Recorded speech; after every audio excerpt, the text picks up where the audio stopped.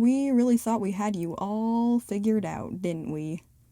Kris Deltarune. If you can remember, back in that distant bygone era of 2 months ago, when the extent of Deltarune's Kris content was which of the player's commands invoked their vague confusion and the odd, indecipherable Fan and Kara impression, you know that they've always been an enigma. But wow, we certainly thought that, at the very least, we knew what the overall premise of this character was going to be. Of course, tricky Toby Fox is continuing his mission to incorporate every standard RPG mechanic into his lore and decimate the fourth wall forever, and he's coming for your silent protagonist next. Wouldn't it be messed up if your control over a player character was canon, and they had to be puppeted around the plot by some gamer? You know, no voice to cry suffering? That's some classic Underverse fridge horror. You sure tricked me into thinking Kris would be a player insert. Can't wait for a whole game about how they're not. I understand this character. I understand Deltarune. So the new chapter's absolute deluge of independent Kris content, from the slapstick to the nightmarish, all these absolute bombshells of characterization revealing a far more complex plotline than anticipated, may or may not have had the unfortunate side effect of defrosting strains of Kris course somehow preserved in ice since 2018, and resuming the hellish morality debates they inherited from their Undertale predecessor. Why would Kris work with the Roaring Knight and not me, if the Roaring Knight is the bad guy and I am the good guy? Are they stupid? Are they evil? Am I evil? And in this video, I am going to completely ignore these questions. Let me get one thing straight. Kris Dreemurr is not evil, but if they were, I'd still love them. They could punt me into the air fryer or blend me into a smoothie in Chapter 5, and that'd only make me like them more. They're my little skringle-dingle, and this time they are putting me in this situation. No, we're here to return to that canonical player possession concept, with the added context of 6 to 10 more hours of story. Initially, I set out writing the script under the pretense of ironing out some technical specifications that I believe we finally have the content needed to solidify. What are the, quote, rules of our possession of Kris? What exactly do we need them to do, and what do they need us to do? When we boot up the game and pop open a cold save file, what is the exact degree of power we are granted over them? And the genius of a game where this kind of thing is a genuine question, where characterization is filtered through a layer of what seeps through our control, allowing us only tiny hints of the person we're spending the whole game with, is that stored in this question of how much power is a wealth of nuances. The reason I believe it's important to nail down these parameters is that we came into these chapters with the waters of this topic already muddied, by the fact that we spent 3 years working with around a 20th of the independent Kris content we'd eventually get, therefore viewing their agency as an endgame twist on the level of Frisk's name reveal, and before that by their associations with the pre-existing characters of Frisk and Kara, who both have their own relationships to the player that's left this topic murky from the start. No matter what you believe about Kris, it is obvious that they have more agency than we previously thought. This character has so much more going on than just being our puppet. Let's dive in. Just a fair warning, though I do intend to take an in-depth look at all the game's evidence denoting Kris's exact situation, and will therefore be taking what is hopefully a thorough stock of the game's facts, I consider myself more of an analyst than a theorist. I have a lot of respect for the Underverse people who pore over every little fact of the game to determine the most logical conclusion on questions like these. I'm also of the firm personal belief that a theory should first and foremost make sense emotionally, that it should tell a good story. Deltarune is not primarily a mystery, and its plot wasn't crafted to be deducted. It is meant to be experienced as a narrative with a certain emotional trajectory. All of this to say, I'm going to try to determine what the narrative is trying to accomplish by having us control some of Kris's actions and not control others, and what future plot developments this may be setting up. Okay, first up, let's examine our choice prompt / dialogue option / black box with the red heart moving between the words thingies. A good chunk of our Kris moments come from how they execute these. Overall, it's one of the most mechanically vague aspects of our presence in terms of what we are actually doing to Kris when we click on one. I'd like to draw your attention to a set of choice option reactions for a moment. Number 1, in Chapter 4, prompting Kris to respond to Ralsei's question of if a Darkner should be feeling the way he does with "of course not," causes Kris to fake yawn during the word "not," turning the response into "of course."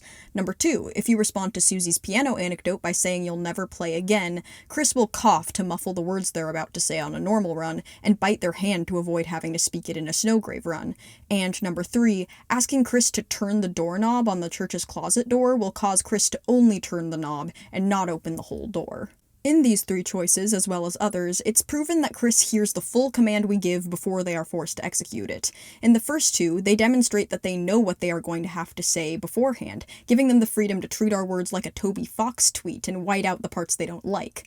In the last, Kris is straight up maliciously complying with our exact phrasing, directly confirming that they are bound specifically to the words we say. We aren't actually forcing their actions, we are giving binding orders. This isn't really possession. This means not only that our prompt's exact wording is canon and relevant, but that the prompt's phrasing itself hold the influencing power. There isn't any unseen force of control seeing through our intentions, we aren't in their body, etc. The thing about our command power itself is that the bounds of what these commands can or can't make Kris do at first seem extremely variable.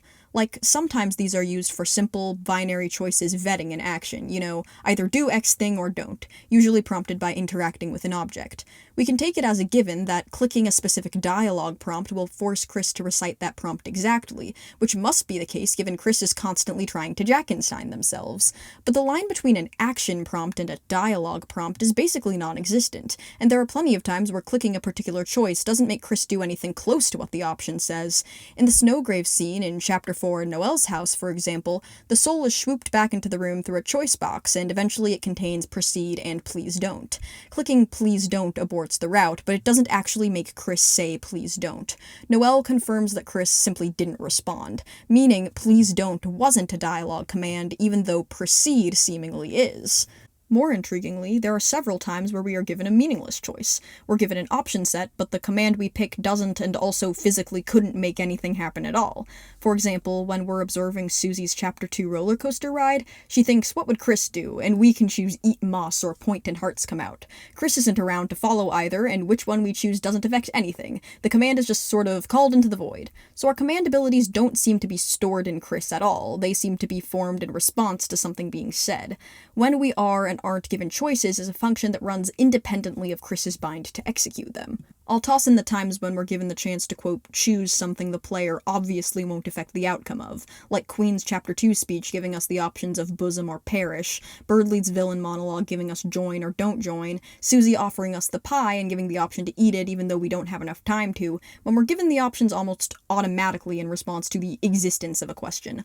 All these create the image of the UI kinda taking the dialogue too literally, automatically generating possible outcomes. There's also the established pattern of being regularly given choices that logically follow as answers to whatever Kris has been asked, but don't actually make sense for them to say in that situation at all. The classic, who's gonna hear? Me! As well as giving gifts to Birdley or taking Noelle to the festival. Whenever it kind of looks like Kris is given a choice, even if they aren't actually given one, we are immediately prompted to choose for them, and it is possible for our choice function to get tricked and respond to things that aren't supposed to be choices as choices. Our power with this menu isn't the power to force Kris to do things at random intervals or whenever it would become plot relevant. It is the power of input whenever Kris is in a situation where they have multiple possible options. Whenever they get to choose something, our control is triggered as a result. And disclaimer, you can almost definitely find an instance where Kris is given a choice and the menu doesn't appear or vice versa. I'm just trying to lay out the broad strokes here.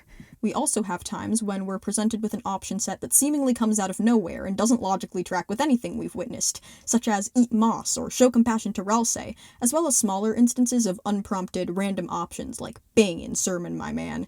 Given they're the only break from the pattern I laid out, well, the only source of these has gotta be Kris, right? Even disregarding how in character it is for them to want to do those things independently. This seems to be because, well, if we have the power to choose between options, if Kris has an urge, that is now an option. Basically, that Kris's own intentions can pose a choice prompt, since the ability to follow or not follow their will is a choice. This means they can assert their intention via forcing an option of something that wouldn't occur to us to do and asking us to choose it for them. Something I hope will come in handy if we're ever on good enough terms to communicate. This inevitably leads to the constant question of which dialogue prompts come from us and which originate from Kris. Establishing that it's possible for options to generate purely logically and for them to generate purely from Kris's intention, there's an unexplained gulf in the middle which contains things it doesn't seem like Kris would want to say, and don't make direct sense for us to, but we can make them say. This includes the times we can insult Ralsei after his emotional scenes, which Kris blocks once via yawning, meaning they probably didn't intend that one, or things like telling Susie they'll never play piano again. There's a range of explanations, a common one being that these are Kris's intrusive thoughts, which would make sense. On this subject, there's the post-Snowgrave continuation scene in Chapter 4. When Susie asks Kris what they talked about with Noelle, the player is met with a completely blank set of multiple options. Kris is very upset here. It could be that Kris maybe blocks us from their thoughts or is so distraught they can't think of anything. I've even heard people pose that the soul is trying to reach Noelle at this moment, having planted a seed of control in her already in the previous scene. The only conclusion I think we can use this scene to make is that the option power is primarily reactive. It responds in real time to an option being given and has to pull choices at that moment. We don't have any reserved powers until Kris decides to defy us. We are given them on a case-by-case basis. It doesn't seem like we have any speech or gestures by default. This conclusion also clears up the logic behind some of our orders being Schrodinger's dialogue. Like here, in the Snowgrave route, we, as the Red Soul, are trapped in the vents until Noelle asks Kris a question. Kris being able to choose the answer to this question teleports us into the room via the option box because we have the specific power of choice between Kris's presented options. We can only reassert our control via waiting for that power to be triggered if we aren't in them. Our options are to command Kris to proceed or please don't. If we command proceed, they will say proceed, but more importantly, we commanded the scene to proceed. The power is not primarily in Kris's words, but in our ability to force our choice to fruition. The fact that proceed can cause anything from making Noelle walk into a zappy to making her freeze a salesman to death is because of this as well. This isn't proceed as in we have a magic genocide word, but as in we got a pop-up alert on our computer and we clicked the option proceed anyway. If we commanded please don't, Kris is commanded to please don't, and can therefore simply stay silent. Again, we can't possess Kris. We have the power of a single direct line of input to the characters, and what is implied by this scene and reestablished by getting soul options while closing our eyes and thinking about Susie, we can make. The reason I spent so long establishing all that is because, well, typically, when you're given a set of dialogue options for a character, your first assumption is that you can control what that character says. But guys, Kris can talk by themselves. We're remembering Kris talks, right? Like, even unprompted. We just can't hear them. They could be yapping away to us at any moment and we just wouldn't know. You had your poor mother worried sick. Huh? A friend? You were spending time with a friend? What is it, honey? What? You are normal? You want to say something? Ask Susie how she's doing? Yeah, now that I look at it, he looks, different. I said I get it. You can stop pointing out the differences. Speaking of communion. Kris, did you know that the night? No, I'm sorry, I didn't mean to. Excess vacation days. Take a goddamn vacation straight to hell. I have no goddamn idea what to think of the fact that Kris is very clearly demonstrated to have full dialogue, and we're just completely denied their words. Except that it has to be some kind of compliance to our projection, that something so interface dependent is universe influencing enough to genuinely affect the course of the story. I don't even know. But back on track. It is huge that we do not have exclusive power over non-arrow key movement. The player can just walk up and down and interact with stuff, and outside of the context of battles, Kris can just kind of do their own thing simultaneously? Hey Kris, you normally carry this around? Stop scratching at the door like a dog, you idiot! Kris coughed. The enemy slowly tilted its head. You set Noelle's browser homepage to the skateboard game. It's Noelle's homework desk. You took a pencil out of habit. And, you know, the times they pull out their entire goddamn soul. The fact that we have spent the first 2 chapters with an almost entirely silent, emotionless character that does not take these liberties makes this revelation so insane, it's almost unbelievable at first. Like, maybe acting independently takes a significant amount of effort or determination, and that's why they're doing it more as time goes on. Maybe they protect Susie twice and bite their hand in Snowgrave as a kind of automatic adrenaline response, so intense it overrides us.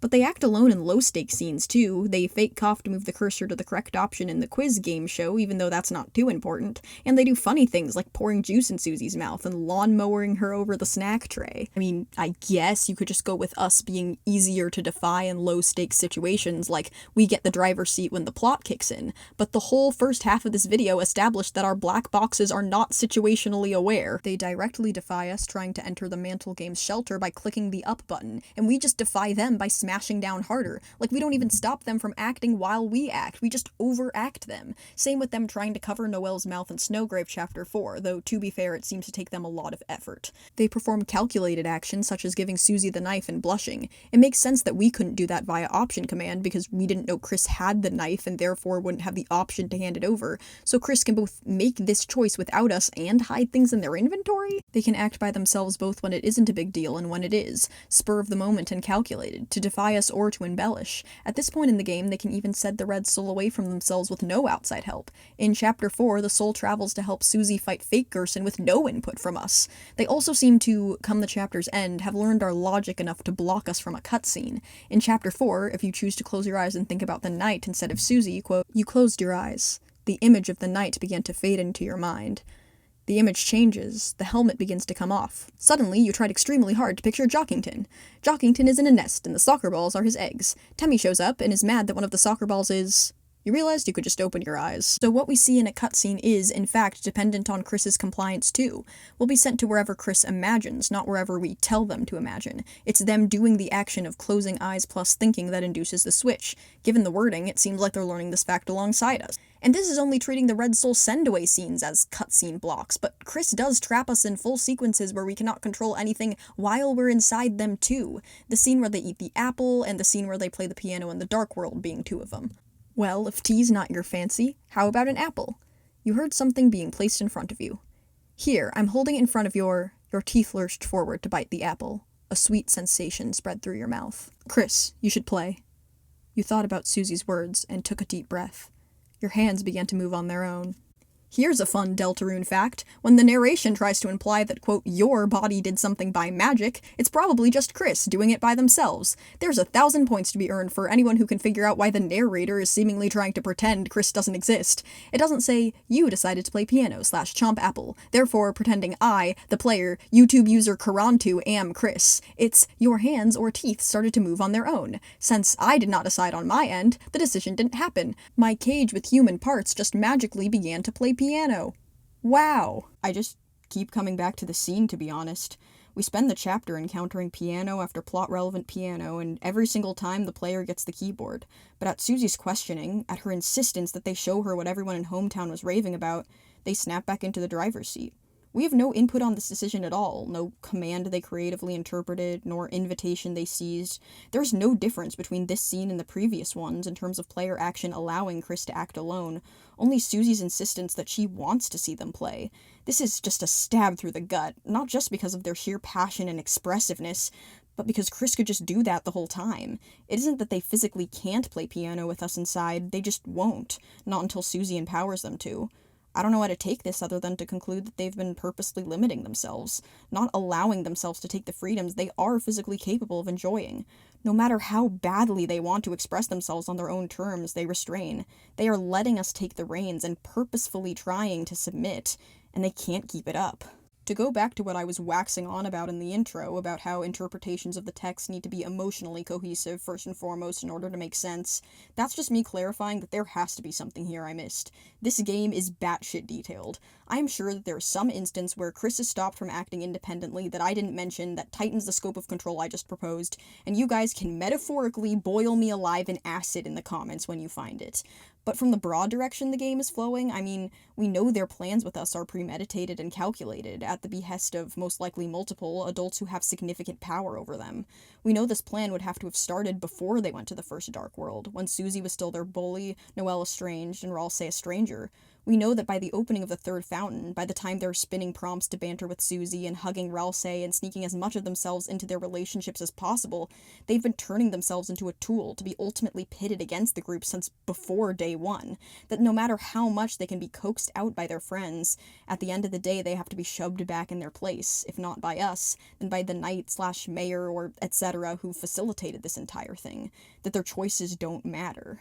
Of course early game Kris tries to keep themselves closed off from the extended fun gang. They're probably trying to backseat their own adventures as much as physically possible in order to, not get too attached to these people they believe they'll inevitably have to betray no matter what. They're probably kicking themselves every time they accidentally let some personality slip, because this adventure isn't for them. They made their choice before the story even began. They promised. You just cannot unsee this conclusion once it occurs to you. Like, why does the prophecy call Kris the cage with human soul and parts, implying not only that they, the cage, are the hero, not the soul, assigning the deeds of the quest to them, but that their job is to cage and therefore limit us? They sure haven't been doing much of that, not until we interrupt the bunker happenings. We've gone over Kris yawning to block out our words to Ralse. They also cough to signal to the knight or to guide the player to the right quiz option in Chapter 3.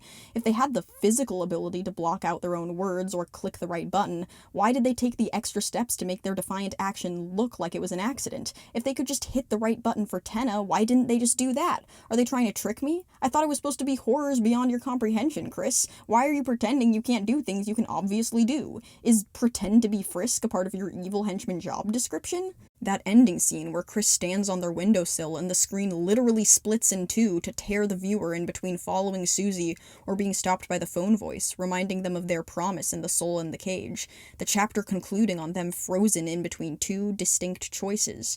Go along with the plan and the soul, be a good little vessel and do as you're told, or follow your new friend by your own volition.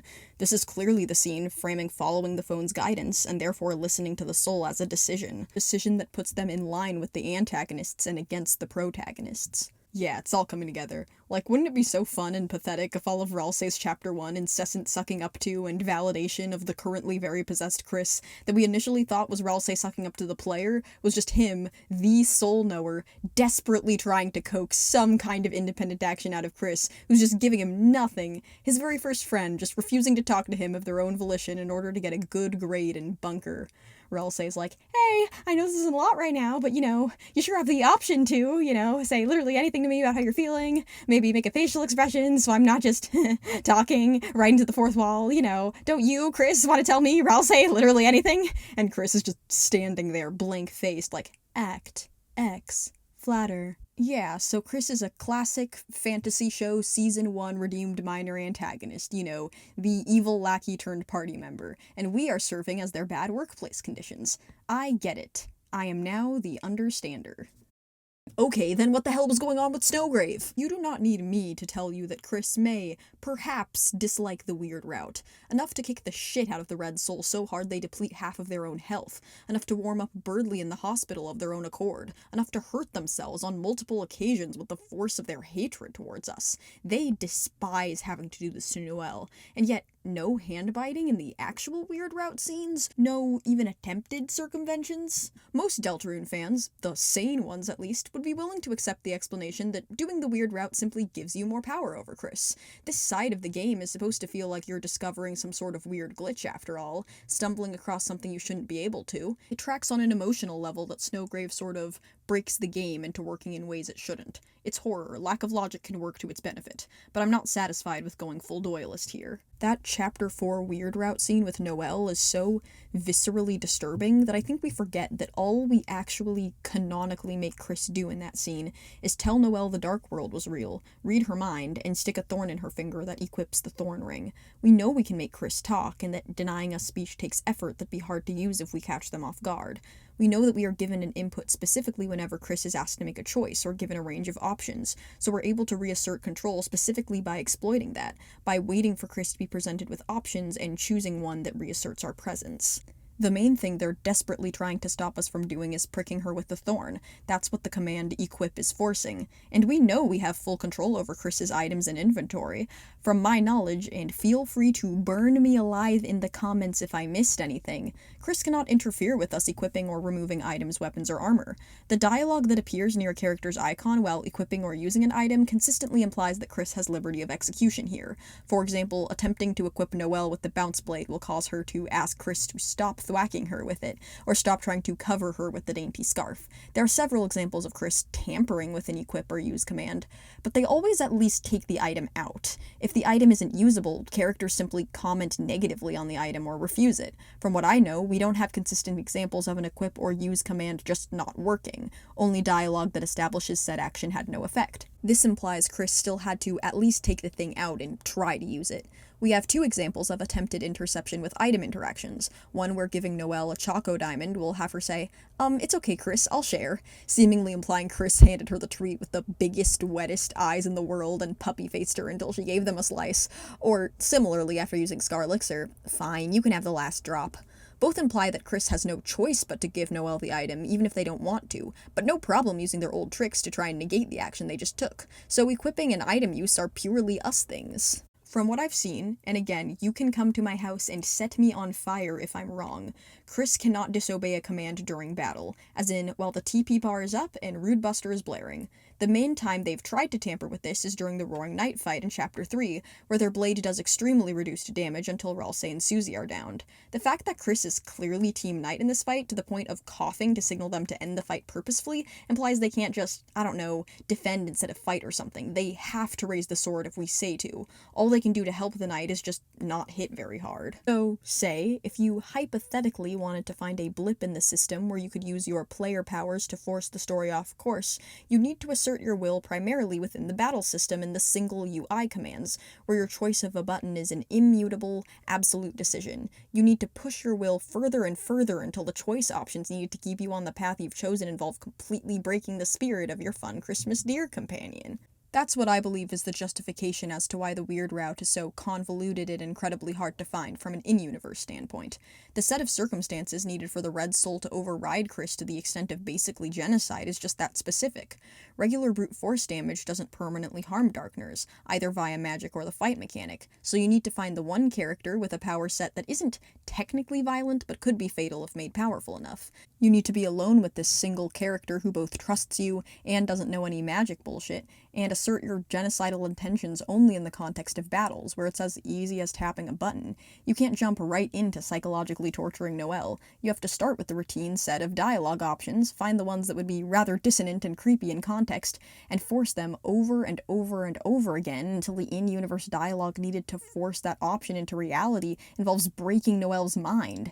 It's strange how, if you're going to look completely soullessly at them, logical some of the horrifying Snowgrave responses are. Who's gonna hear? Me! The horror of that Chapter 4 Snowgrave scene is the fact that everything Kris and Noelle are so terrified about was, to us, just a couple of routine button clicks, almost tame to an impartial outside observer, but completely horrifying when forcibly applied to the lived reality of these characters. The fact that there's something you can press to shove the story back into a line, and the characters just have to bend their own reality into its shape. The fact that we can just press on and force Noelle to freeze and proceed, and use all the invasive tools in our arsenal, and Noelle just has to frantically twist her head into knots trying to make sense of our actions. We're being an eldritch horror antagonist here. We see their world in a fundamentally different way than Noelle and Kris do, and our real motives and logic are completely incomprehensible to those who are subject to our will. It's horror that relies on the fact that this is just a game to us.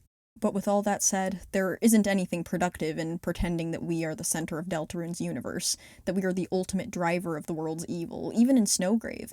I mean, despite the utter clusterfuck that is the identities of the knight and the phone voice, we all heard that call Kris got at the end of the weird route. There is at least one person involved in this whole thing who knows about the Red Soul's power, actively instructs Kris in how to use it, notices Snowgrave's effects on Noelle, and encourages Kris to spend more time with her in Chapter 4's wake, even playing completely dumb to the fact that the phone voice is all but confirmed to be Noelle's own goddamn mother. The most generous interpretation possible is that there's one actor inadvertently enabling Kris's manipulation. Even in the normal route, I'm going to cite the Andrew Cunningham video on the matter of allegiances to support the fact that Carol is all but confirmed to have directed the line, "You are welcome here at any time," to us by proxy of Kris, the biggest nail in the coffin of Carol being directly complicit and encouraging of this school-aged child being our vessel. It's strange. There always was that bit of horror stored in the fact that, in all routes, our presence seems to turn Kris more socially acceptable. Characters remark that they aren't usually as talkative or civil. We get passing glimpses of their usual rabid behavior it seems we're stamping out of them. They seem to be pretty friendless and apathetic pre-plot. You know, wouldn't it be awful if you were possessed by someone who was seemingly better at being you than you, and everyone sort of preferred them? As much as that is invoked at certain points, it's been comforting to learn that Kris's friends definitely do not prefer our controlled actions to their natural ones, to the point of their closeness to their friends being indicated by their willingness to act independently. Susie just eats up Kris's little weird outbursts of Krisitude. Over half of their shown actions are just dicking around with their homie. We can't really make Kris do the things Susie likes about them. We can't howl like a dog or put stickers on her face, and when we try to make them do things that are out of character, she sees right through it. Ralsei kinda liked the player's praise if we gave it in the acid tunnel, but by chapter 4 he's specifically remembering to shout out their piano skills, which are clearly just them. Noelle is, even in the normal route, very confused by Chris's OOC-ness, and the reconnection we walk them through is still centered around Noelle's nostalgia for their shared past when Kris was still themselves. Even Chris's parents only assume Kris is doing better recently because they've made a new friend, again, who it's very obvious likes Kris for Kris. The only person who seems to genuinely prefer us is Carol. The antagonists are the ones who, in various hints, establish a pressure to keep Kris obedient and dependent on us, not our presence inherently. We are not the main antagonist of this story, not even in the events of Snowgrave. We are a tool at the very most. It's been made abundantly clear that our presence relies on the continuous upkeep of multiple actors choosing to listen to us, and simultaneously, Kris still has no choice. This leaves us in some strange places regarding the remaining Kris-related speculation categories. On the side of the soul, this conclusion is important because it soothes a bit of the discomfort of Deltarune's premise. How is this game that was coded for real people to play for entertainment going to deal with the fact that us playing it seems to inherently harm the main character? Easy. We aren't the true source of the harm, we're just being used as a tool to implement it. We are not the cause of Kris's lack of agency. We can even border on being a simple nuisance to them in comparison to whatever the bunker crew has going on. And it's always a great writing choice to make a player feel like the world they're immersed in does not revolve around them as the main source of good or evil, as well as giving characters conflicts with other fleshed-out characters, as opposed to attributing all their problems to some nebulous force. In order to gain their freedom, Kris would have to go up against probably the Knight, and certainly Carol. Both of those people have more interesting motives than I do, I just want to play a game. I don't want to get too catty here, but it's odd how this being pretty definitively laid out in these chapters haven't dispelled the arguments of, on one side, people being genuinely offended by Kris not liking their presence as the Red Soul, not understanding why they aren't more fair to us when we're nothing but heroic and sweet to everyone and we clearly don't deserve the hockey puck. I don't really know how to tell you guys that if I was like 15 and I was being controlled by some eldritch, unknowable force, I wouldn't be having fun no matter how niceies they were, and I genuinely have no idea how people can hold any physical harm levied against the Red Soul against Kris, given we know for a fact that damage to the Red Soul hurts them and not us, and the fact that we exist on a different layer of reality than their puny garbage pail kicks is canon. Or on the other hand, I hope this can alleviate any, I guess, guilt players will hold over their control of Kris, knowing we aren't supposed to be evil. On the meta side, I've been seeing my share of memes from people, hopefully, cheekily playing into the DR Red Soul as a character by making memes about how much better of a vessel Frisk Undertale was than Kris. Like, I miss my old vessel, this one doesn't listen to me. This fascinates me because that comparison, that's gotta be intentional, right? While Kris is obviously their own independent character and should not be reduced to their connections to others, etc., please play the actual game, I adore how, meta-narratively, they exist in the shadow of the previous two humans. I talked about this a bit in my video that I promise was at least initially intended to be about Ralsei, how they seem, both out of and within the universe of the game, burdened by the Frisk-Kara dichotomy, if you will. In that video, I brought up my interpretation of Kris's place in the meta aspect of the game and its themes of interaction with fiction, and it seemed to be a 50-50 split on people loving my interpretation and hating it, so let me justify myself a bit more in their video proper. The new chapters introduce a fascinating new level to this, as Kris proves to have a more complex relationship to the narrative than simply subject to its whims. I want to bring up the Mantle game here. It seems to be one of the strongest looks into both Kris's character and their relationship to the whole fiction inside fiction, darker than dark, etc. thing.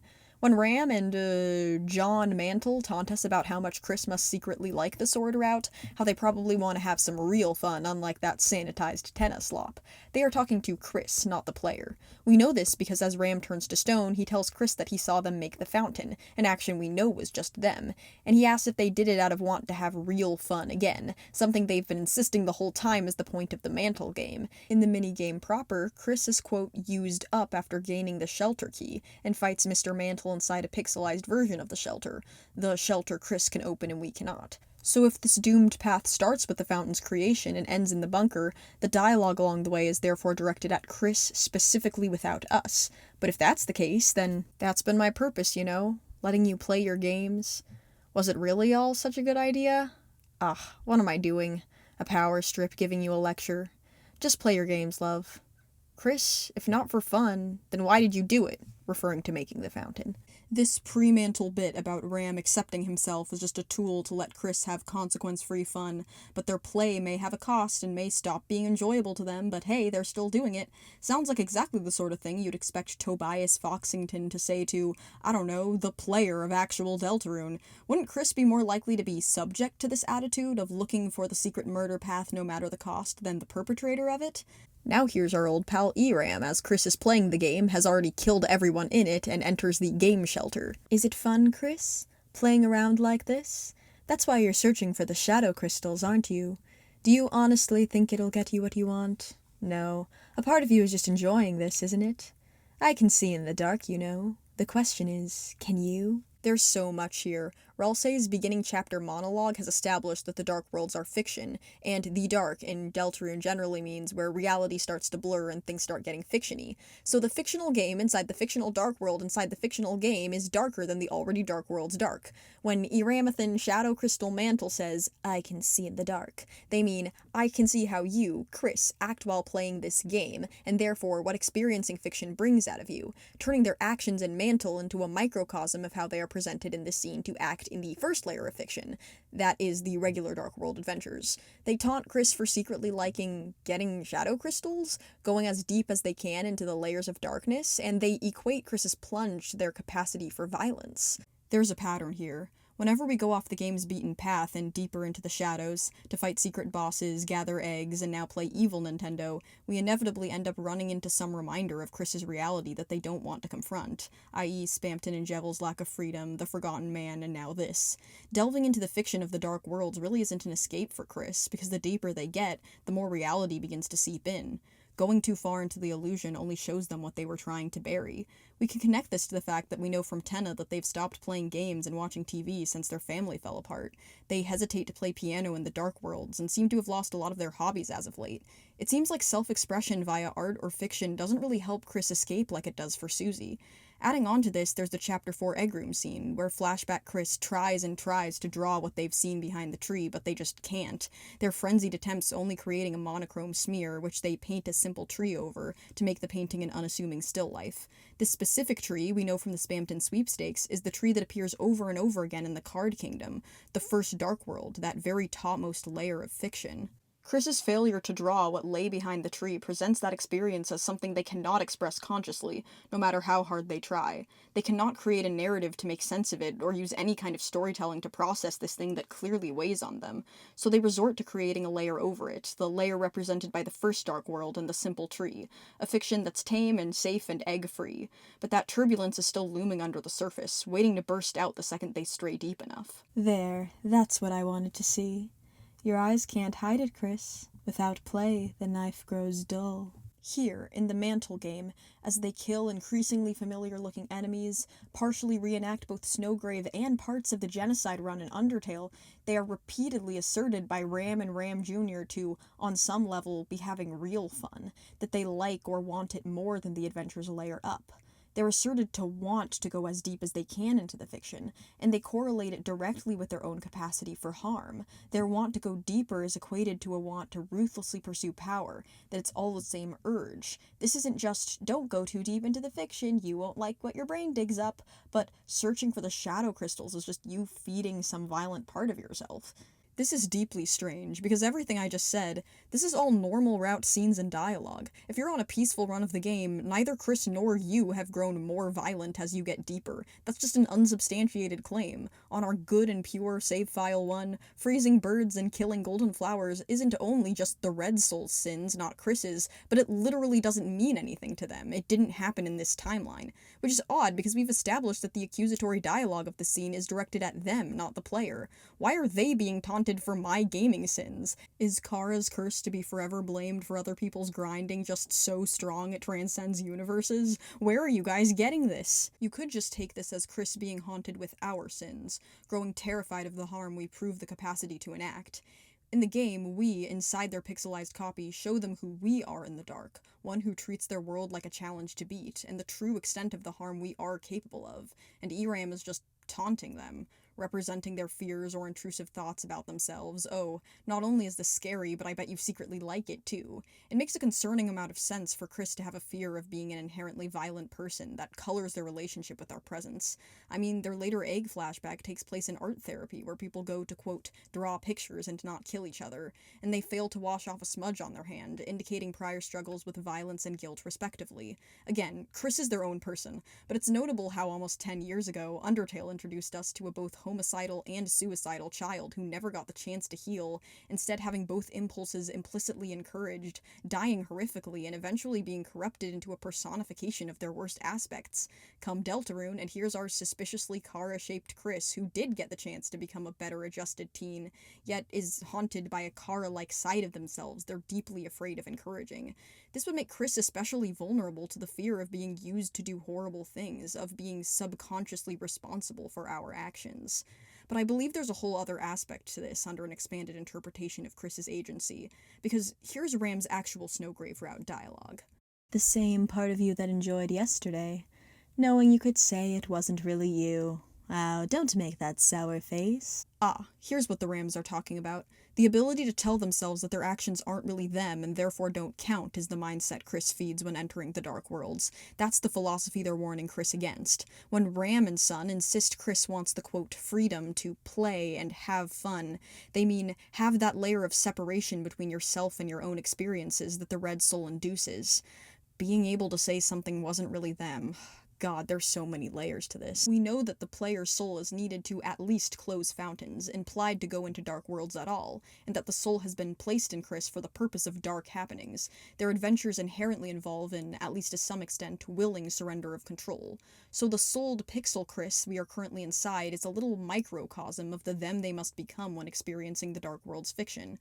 One who is completely subject to the whims of more powerful others, who lets themselves be used as a tool to enact destruction, by both us and the night, as their true flesh and blood self stands there watching. One who needs to box up different parts of themselves and willingly shut their eyes to the full reality of their situation if they want to have any fun.